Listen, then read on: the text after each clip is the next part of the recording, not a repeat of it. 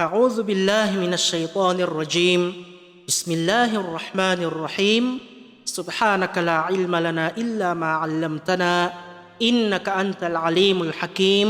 وبعد السلام عليكم ورحمة الله وبركاته.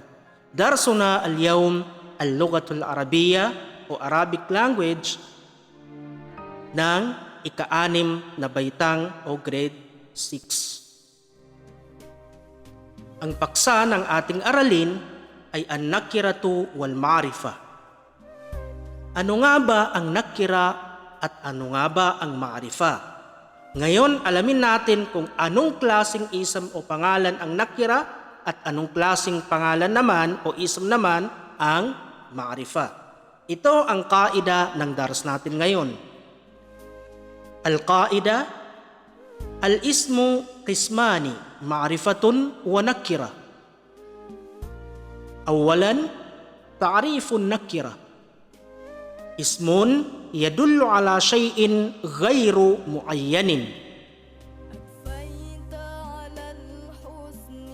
Thaniyan, ta'riful ma'rifa. Ismun yadullu ala shay'in muayyanin. Ang kaida ng dars natin ngayon ay ang pangalan ay may dalawang bahagi. Una ay ma'rifa. Pangalawa ay nakira.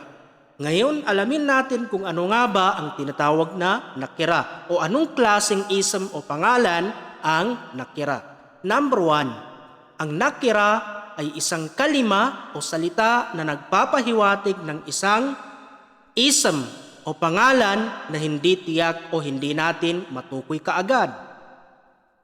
Pangalawa, ang ma'rifa ay isang kalima o isang salita na nagsasaad ng isang tukoy na ism o tukoy na pangalan. Ang ibig sabihin nito, ang ma'rifa ay ito yung klase ng ism o uri ng pangalan na kapag marinig natin ay maari nating matukoy kaagad. Maari nating matukoy kaagad at pwede natin malaman kung sino o kanino. Al-amthila, ito ang mga halimbawa ng nakira at mga halimbawa ng ma'rifa. Jumla number 1. Ishtara Zaidun qalamaini. Bumili si Zaid ng 2 lapis. Pangalawang jumla, Rakiba sadiqi jawadan. Sumakay sa kabayo ang kaibigan ko. Pangatlong jumla, Ishtaraitu awraqan minad dukkani. Bumili ako ng mga papel mula sa tindahan. Kung mapapansin ninyo ang 3 kalima o 3 salita na may salong guhit mula sa 3 jumla na to, jumla number 1, number 2, and number 3 ay isa itong klase ng ism o uri ng ism o pangalan na hindi natin matukoy kaagad o hindi natin malaman kaagad kung ano at kung kanino o sino. Number 1, ang salitang kalamayni. Ang salitang kalamayni na nabanggit sa unang jumla, bumili si Zaid ng 2 lapis. So ngayon, hindi natin alam kung anong klaseng 2 lapis ang binili ni Zaid. Jumla number 2, ang salitang jawadan, kabayo. Rakiba sadiqi jawadan. Sumakay sa kabayo ang kaibigan ko. Ang salitang kabayo o jawadan na nabanggit dito sa jumla na to ay hindi natin alam kung kaninong kabayo. Hindi natin alam kung anong klaseng kabayo ang sinakyan ng aking kaibigan. So ibig sabihin, hindi natin matukoy kaagad kung anong klaseng kabayo o kaninong kabayo ang sinakyan ng aking kaibigan. So ibig sabihin, ang ganitong klaseng ism o pangalan ay ito ang tinatawag na nakira. Yung mga pangalan na hindi natin matukoy kaagad at hindi natin malaman kaagad kung sino o kanino. Pangatlong kalima, awrakan na nasa ikatlong jumla. Ishtaraitu awrakan minad dukkani. Ang ibig sabihin ng awrakan ay plural ng warakatun. Mga papel. Ishtaraitu awrakan minad dukkani. Bumili ako ng mga papel mula sa tindahan. So binabanggit dito ang salitang awrakan, so hindi natin alam kung anong klaseng papel ang aking binili. So ang ibig sabihin ito ay kabilang din sa tinatawag na nakira, uri ng ism na nakira sa wikang Arabic. Dahil hindi natin matukoy kaagad kung anong klaseng papel, anong kulay ng papel ang aking binili. So ang tatlong kalima na nasa jumla number 1 at jumla number 2 hanggang number 3, kalamaini, jawadan, awrakan ay pare-pareho itong nakira. Ngayon, titingnan natin ang mga halimbawa ng ma'arifa na nasa jumla number 4 hanggang number 6. Shariba Zaidun al-asira. Uminom si Zaid ng juice.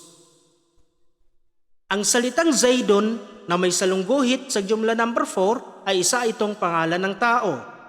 So kapag marinig natin o sinabi sa atin ng ating kausap ang salitang Zaidun, pangalan ng taong Zaid, so kapag marinig natin ito, so hindi na tayo magdadalawang isip kung sino nga ba ang tinutukoy ng taong nagsasalita, si Zaid nga ba o si Khalid. So ibig sabihin, dahil ang salitang Zaidun ay pangalan ng tao, maari nating matukoy kaagad o malaman kung sino ang ibig sabihin nito, ito ay pangalan na ma'arifa. Ang ganitong klaseng pangalan sa wikang Arabic ay tinatawag na ma'arifa. Jumla number 5, al-baytani kabirani. Ang dalawang bahay ay malaki.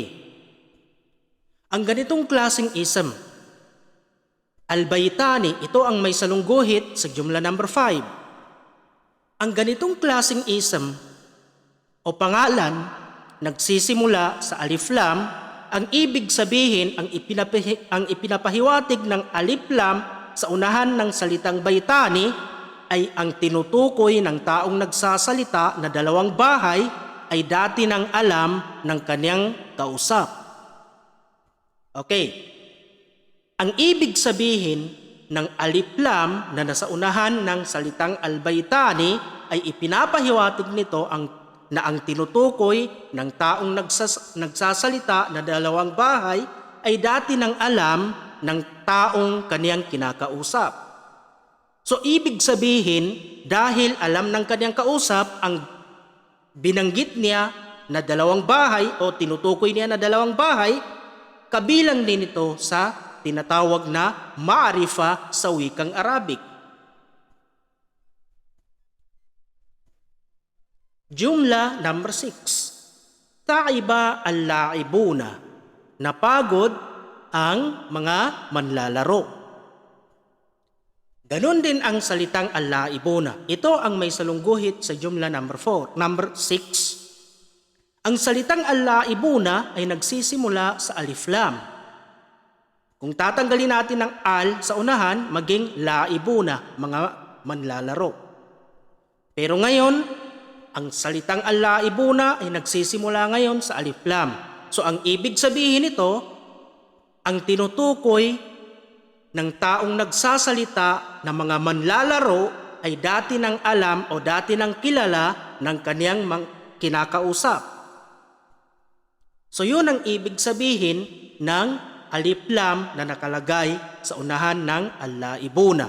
Ang tinutukoy ng taong nagsasalita dito na mga manlalaro na napagod ay dati na natin kilala o dati na natin alam kung sino sila. So yan ang ibig sabihin ng al na nakalagay sa al-laibuna. So ang ibig sabihin nito, ang salitang al-laibuna dahil ito'y nagsisimula sa al, ang ibig sabihin nito ay kabilang siya sa tinatawag na ma'rifa sa wikang Arabic. So ang ibig sabihin nito, ang salitang Zaidun, Al-Baytani, Al-Laibuna ay ito ang mga halimbawa ng ma'rifa sa dars natin ngayon. Pati itong kalima na Al-Asira. Kung mapapansin ninyo ang salitang Al-Asira dito sa jumla number 4 ay nagsisimula din ito sa Alif Lam. So ang ibig sabihin nito, ang ininom ni Zaid na al-asir ay dati nang alam ng kinakausap ng taong nagsasalita. So yan ang ibig sabihin ng alif lam na nasa unahan ng al-asira. Ganon din sa al-baytani at al-laibuna. So mga ganitong klaseng kalima ganitong klaseng isim nagsisimula sa alif lam ay kabilang ito sa tinatawag na ma'rifa sa wikang Arabic. Ngayon, titingnan natin kung ano nga ba ang gagawin natin sa activity for week 6 sa topic o mawdu na nakira ma'rifa. Bayin naw al-ism alladhi tahtahu khattun fil jumal al-atiyah. Ipaliwanag o isulat ang uri ng mga ism o pangalan na may salungguhit mula sa mga sumusunod na jumla o pangungusap. Jumla number 1, al-mudarrisatu mahiratun.